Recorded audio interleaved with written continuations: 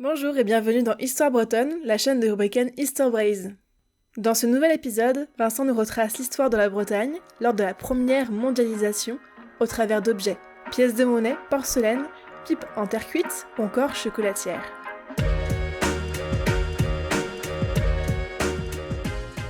On se doute rarement que la mondialisation est bien plus ancienne qu'elle n'y paraît.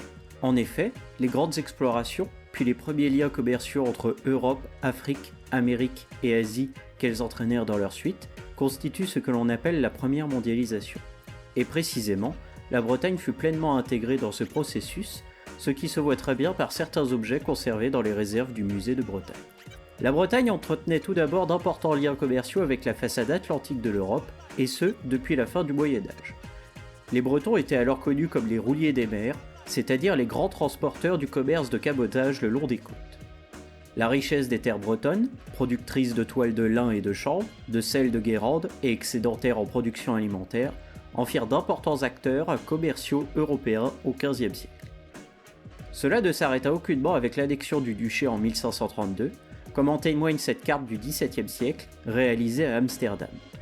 Elle fut tracée à un moment où les Pays-Bas partaient à la conquête du monde et fut précisément commandée par l'intellectuel et homme politique Jan Six, et ce sans doute à des fins politiques et commerciales.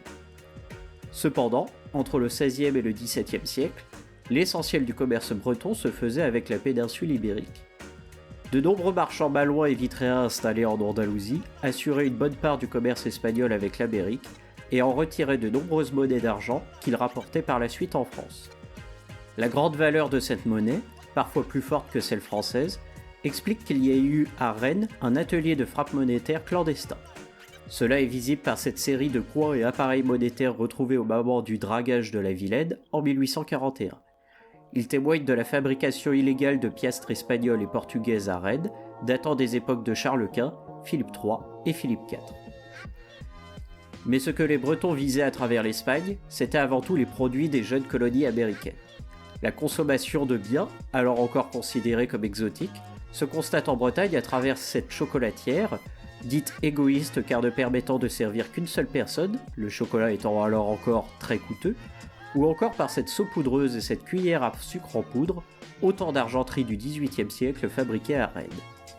Un autre objet est encore plus curieux. Il s'agit d'une pipe en terre cuite, retrouvée lors des travaux de la station de métro Sainte-Anne de Rennes, probablement fabriquée en Hollande, et qui permet de rappeler que les marins bretons furent parmi les premiers Européens à avoir consommé du tabac, allant le chercher directement sur les côtes brésiliennes au XVIe siècle, l'échangeant aux indigènes contre des outils et des objets manufacturés en Europe.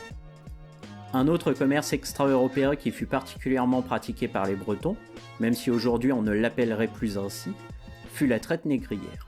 En témoigne cette maquette du négrier nantais l'Aurore, navire de 280 tonneaux, pouvant transporter jusqu'à 600 individus entre l'Afrique et l'Amérique en 2 à 3 mois.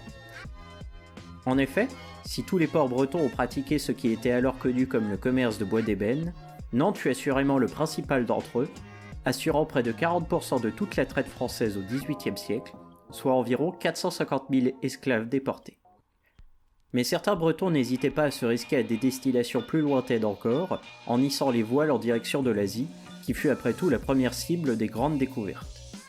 Cela se voit bien par cette carte particulière des îles Moluques, archipel se trouvant à l'est de l'Indonésie actuelle, carte datant du XVIIe siècle. Elle fut traduite depuis le néerlandais et visait assurément à donner aux navigateurs les clés cartographiques pour aborder ces lointaines îles productrices de muscade et de clous de girofle. Le commerce breton en Asie se développa cependant avant tout au XVIIIe siècle, avec la croissance de la Compagnie des Indes orientales, installée au nouveau port de l'Orient. Cette ville devint ainsi la porte de l'Asie pour la France et ses tentatives d'empire en Inde. Il serait long de revenir sur l'intégralité du commerce breton en Asie, mais 2 objets en sont révélateurs. Il s'agit de 2 porcelaines, l'une fabriquée en Europe et l'autre en Asie.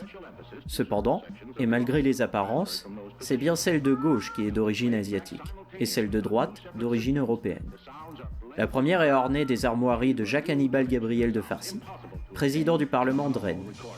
C'était en effet une pratique courante des grandes familles nobles du XVIIIe siècle que de commander en Chine des porcelaines à motifs occidentaux en joignant un croquis de leurs armoiries.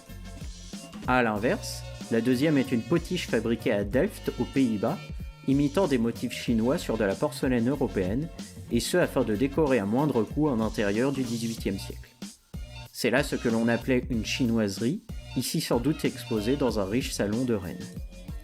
Ainsi, tous ces objets du musée de Bretagne éclairent bien ces jeux d'échange de tout niveau, caractéristiques de la première mondialisation, à laquelle la Bretagne était pleinement intégrée.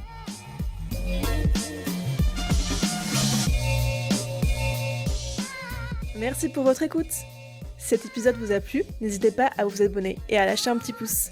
En attendant le prochain podcast, rendez-vous sur notre site et sur les réseaux sociaux. Et on vous dit à bientôt!